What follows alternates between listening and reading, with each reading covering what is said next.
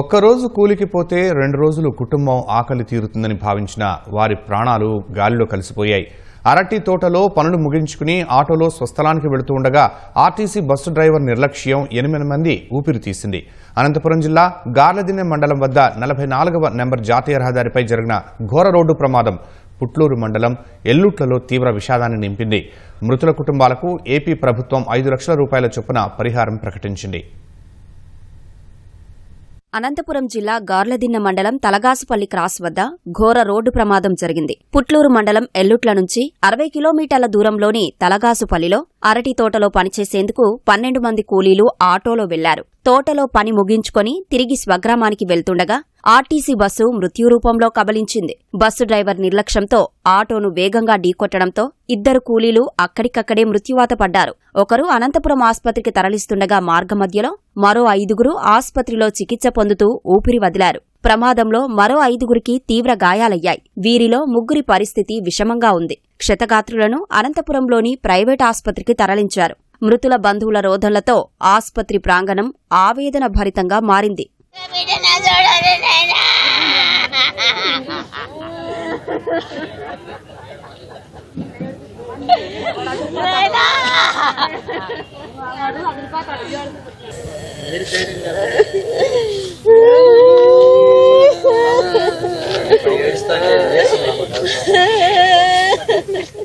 ఎల్లుట్లలో పనులు తగ్గిపోవడంతో ఎస్సీ కాలనీలో చాలా మంది వ్యవసాయ కూలీలు ఇంటి వద్దనే ఉంటున్నారు. అరటి తోటల్లో బాగా పనిచేసే నైపుణ్యం సొంతం చేసుకున్న ఎల్లుట్ల గ్రామ కూలీలను గార్లదిన్నె మండలం తలగాసుపల్లిలో అరటి తోటలో పనిచేయడానికి ఓ వ్యక్తి గంపగుత్తగా ఒప్పందం చేసుకున్నాడు. 60 కిలోమీటర్ల దూరంలోని తలగాసుపల్లికి 12 మంది కూలీలను ప్రత్యేక ఆటో మాట్లాడుకుని తీసుకెళ్లాడు. తెల్లవారుజామునే తలగాసుపల్లికి బయలుదేరిన కూలీలంతా మధ్యాహ్నం 12 గంటలకు తోటలో పని ముగించుకున్నారు. కూలీలంతా తిరిగి ఎల్లుట్లకు వెళ్లే క్రమంలో వారు ప్రయాణిస్తున్న ఆటోను 44వ నెంబర్ జాతీయ రహదారిపై ఆర్టీసీ బస్సు ఢీకొట్టింది. ప్రమాదంలో మొత్తం 8 మంది మృతి చెందారు. మృతులంతా ఒకే వీధికి చెందినవారు కావడంతో గ్రామస్తులు శోకసంద్రంలో మునిగారు.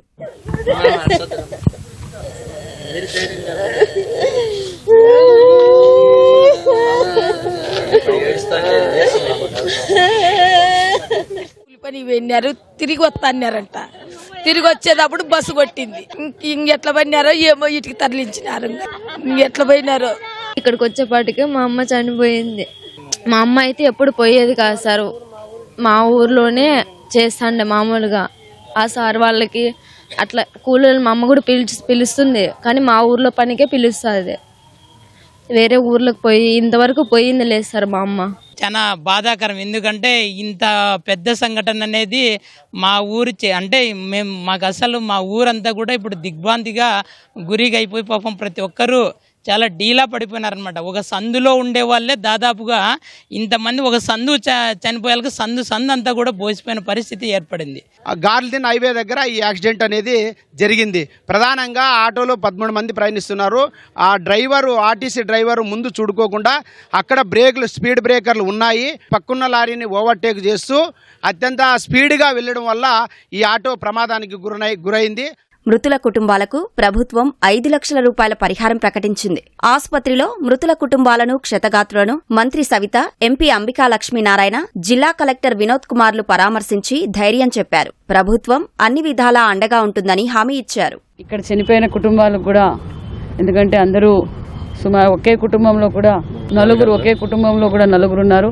వారికి కూడా ముఖ్యమంత్రి గారు వెంటనే స్పందించి వారికి కూడా ప్రతి ఒక్కరికి 5 లక్షల రూపాయల ఎక్స్గ్రేషియా కూడా ప్రకటించాం. అదేవిధంగా ఎవరికైతే గాయాలు, క్షతగాత్రులకు కూడా మేము గవర్నమెంట్ తరఫున కూడా వాళ్లకు చికిత్స కూడా అందిస్తున్నాం. ఇలాంటివి మరి జరగకుండా చూసుకోవాల్సిన జాగ్రత్తలు కూడా మేము తీసుకుంటామని కూడా తెలియజేస్తాం. దాదాపు కొన్ని కుటుంబాలు నిజంగా చెప్పాలంటే చాలా పేదరికాన్ని అనుభవిస్తున్న కుటుంబాలు ఈరోజు ఈ యొక్క దుర్ఘటనలో చనిపోవడం జరిగింది. కాబట్టి వాళ్ళ కుటుంబాలు కూడా ఎవరైనా చదువుకున్న వాళ్ళు ఉంటే తప్పకుండా వాళ్ళకి ఉద్యోగం చేసేటువంటి అవకాశం కూడా పరిశీలన చేయడం జరుగుతుందని చెప్పేసి కలెక్టర్ గారు కూడా చెప్పడం జరిగింది.